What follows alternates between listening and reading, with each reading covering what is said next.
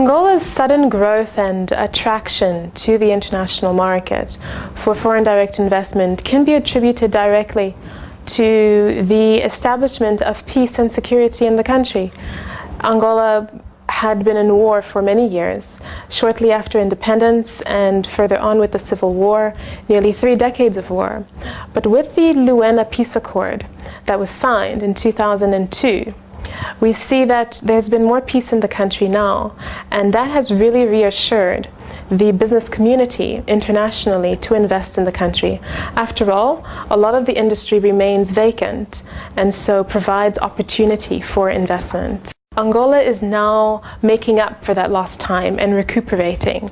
So the investment in infrastructure by the state and by foreign investors is being done in all sectors, really, in all areas. So it's infrastructure development in terms of roads, in terms of seaport, airports, and railways, as well as, of course, other infrastructure and public amenities. The government has established a goal to build 1 million homes, and so this is an area that many investors have put their money into, building lots of condominiums that are going up, and we see many apartment buildings in Luanda itself, around the country, and many other peripheries. Angola has for many years enjoyed a great relationship with its traditional foreign investors, and those have been the United States, Portugal, and Brazil.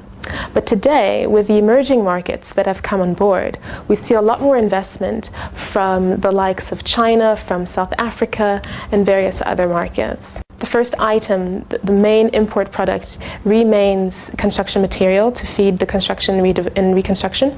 And the second, one would say, is to furnish all of that housing and all of the buildings going up. So we see a massive boom in retail of furniture and other materials.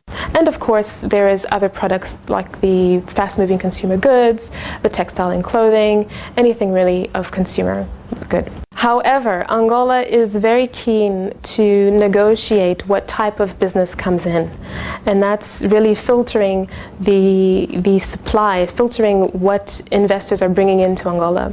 Angola is a country that needs to be wary, because it's attracting a lot of attention from the international community, attracting a lot of attention from investors. However, at the same time, Angola is in great need of building its human capital because of the time lost during the war.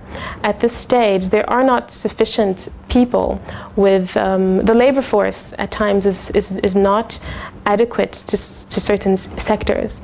As a result, Angola is trying to promote an Angolanization of human capital, that where investors come in, that they also promote career development and training of the labor force. So this is an area that one needs to take account of, that although there is a lot of opportunity to do business in Angola, at the same time, Angola wants to attract responsible investors who seek to elevate the standard of the labor force in the country.